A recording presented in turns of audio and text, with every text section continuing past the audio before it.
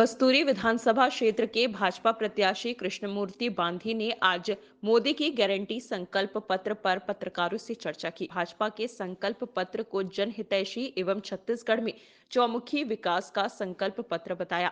उन्होंने कांग्रेस सरकार पर शराबबंदी को लेकर घेरते हुए कहा कि आज तक कमेटी का रिपोर्ट नहीं आया है। बीजेपी की सरकार में शराब दुकानों की संख्या में सरकार निरंतर कटौती कर रही थी, पर कांग्रेस ने ऐसा नहीं किया। श्री बांधी ने 3100 में धान खरीदी एवं 21 क्विंटल प्रति एकड़ की धान खरीदी को किसान के लिए हितकारी बताते हुए प्रदेश में भाजपा की सरकार बनने का दावा किया। भारतीय जनता पार्टी अमित शाह जी ने छत्तीसगढ़ में होने वाले चुनाव को लेकर के आगामी एक बेहतर छत्तीसगढ़ के जनजीवन को प्रभावित करने वाला, छत्तीसगढ़ के विकास को डेवलपमेंट करने वाला एक दूरदृष्टता सोच के साथ उन्होंने घोषणा पत्र जारी किया है। इस घोषणा पत्र में न केवल किसानों को जो लाभ मिल रहा है, बल्कि एक युवा वर्ग है जिसका जो विश्वास खोने का काम किया गया है, उस सेक्टर में भी, एजुकेशन के सेक्टर में भी काम किया जाएगा, औद्योगिकी के क्षेत्र में भी काम किया जाएगा। किसानों को ध्यान में रख कर के भी ये बहुत बड़ा निर्णय लिया गया है कि हम किसानों के दृष्टि से हम किसानों को एक बेहतर, मजबूत और आमदनी युक्त किसानों को कैसे बनाया जाए, इस बात पर भी हमारे इस भारतीय जनता पार्टी के घोषणा पत्र में है। कि पहला तो आप समर्थन देख लीजिएगा कि 2100 रुपये का 3100 रुपये है धान का कीमत प्रति क्विंटल दिया जाएगा। इससे किसानों की आर्थिक आय भी बढ़ेगी। और दूसरा चीज़ है, आपने देखा होगा कि कुछ जो एडिशनल पैसा था जिसको 4 किस्तों में कांग्रेस देती थी, लेकिन भारतीय जनता पार्टी ने एक मुश्त सरकार को देने का फैसला किया। ये किसानों के लिए बहुत बड़ी बात है कि प्रति एकड़ 21 क्विंटल धान देने का भी हमने 21 क्विंटल धान लेने का, खरीदने का भारतीय जनता पार्टी ने फैसला किया, जो एक उनको अतिरिक्त आय भी इस दृष्टि से भी उनको मिलने वाली है। जिस गैस सिलेंडर को मोदी जी ने सब लोगों को फ्री में गैस सिलेंडर दिया, चूल्हा दिया, अब उसी गैस सिलेंडर के जितने लोग हैं 500 रुपये सब्सिडी करने की एक बहुत बड़ी योजना बना है। इससे गैस सिलेंडर की उपयोगिता भी बढ़ेगी और माता बहनों को इससे अपने घरेलू व्यवस्था बनाने में सहूलियत होगा। पूरे देश में प्रधानमंत्री आवास हुआ, लेकिन छत्तीसगढ़ में एक ऐसी बातचीत करके किसी भी गरीब आदमियों को आवास बनने नहीं दिया गया। आज मोदी जी ने इस बात को, संकल्प को दोहराया कि जो रुका हुआ आवास है, हम वो 18 लाख गरीब लोगों को हम आवास बना के देंगे। ये एक बहुत बड़ी कल्पना है कि हम उसको आवास है, साथ ही साथ उसको जो हम हर घरों में पानी पहुंचा करके देना चाहते हैं।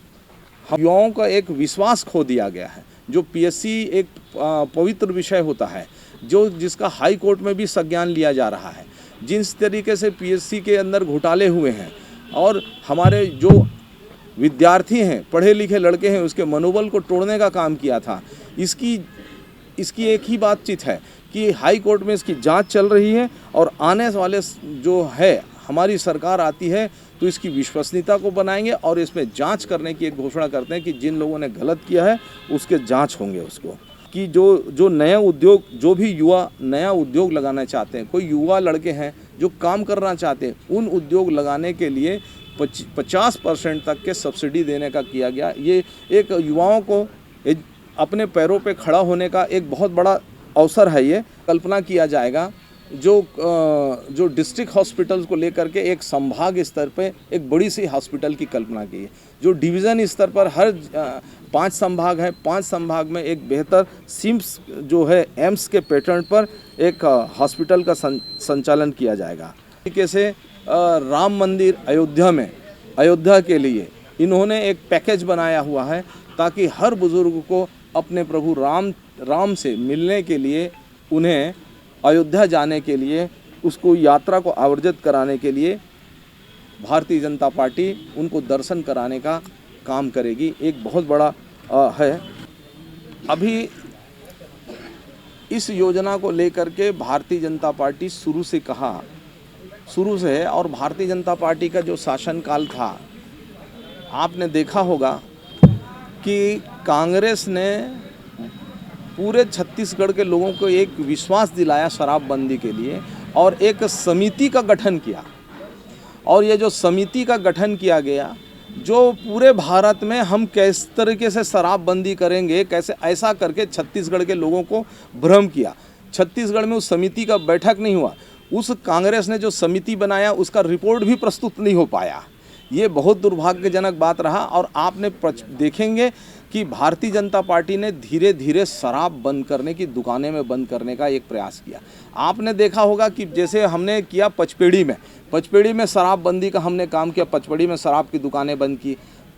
आपने देखा होगा कि जयराम नगर में भी शराब की दुकानें बंद करने का काम इस तरीके से भारतीय जनता पार्टी धीरे धीरे बंद करती रही। लेकिन कांग्रेस की जो सरकार है, अब तक के कोई उस पर कोई निर्णय लेनी है, क्योंकि ये प्रोसीजर समिति बनाकर भ्रमण करने के लिए नहीं, लेकिन आप धीरे धीरे बंद होगी। और हमने उदाहरण दिया है, बंद करके हमने उदाहरण भी दिया है कि ये उदाहरण है हमारे बंद करने के। भगवत मान को जानते हैं कि दिन में कुछ बोलते हैं और शाम को कुछ बोलते हैं और रात में कुछ और हो जाता है। इसलिए उनकी बातें हैं ना, वो अपनी बातों में, अपने प्रयासों में ज़मीन पर वो आए, क्योंकि उनके नेता आज भी शराब के मामले में ही जेल में है। तो उनको बोलने का, नैतिकता का कोई अधिकार नहीं है। ये कार्यकर्ता दूसरे पार्टी में इसके बारे में क्या करेंगे? अच्छा, भारतीय जनता पार्टी एक विश्वसनीय पार्टी है, जिसको आपने बड़े स्तर से भी देखो और छोटे स्तर पे देखो। जो भारतीय जनता पार्टी छोड़ के जाता है वो कहीं का नहीं रह सकता।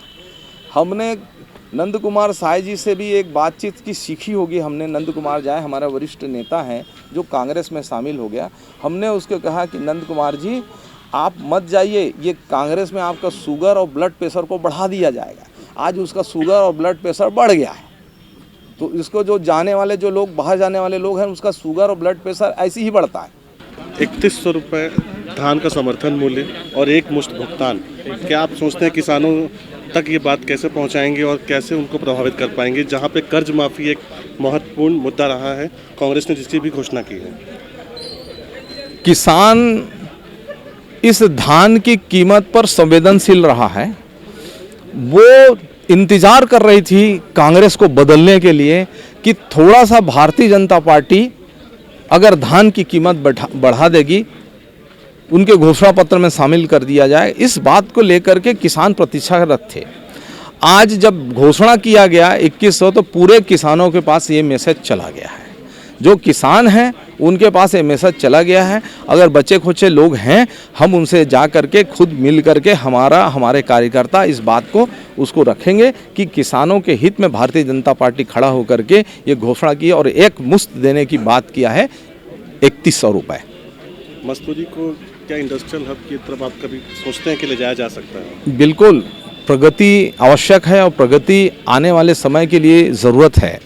तो इसलिए इंडस्ट्रियल डेवलपमेंट होना आवश्यकता है। आज भी मस्तूरी क्षेत्र में धीरे धीरे इंडस्ट्रियल खुल रहे हैं और उसका अच्छे प्रसाद आएंगे।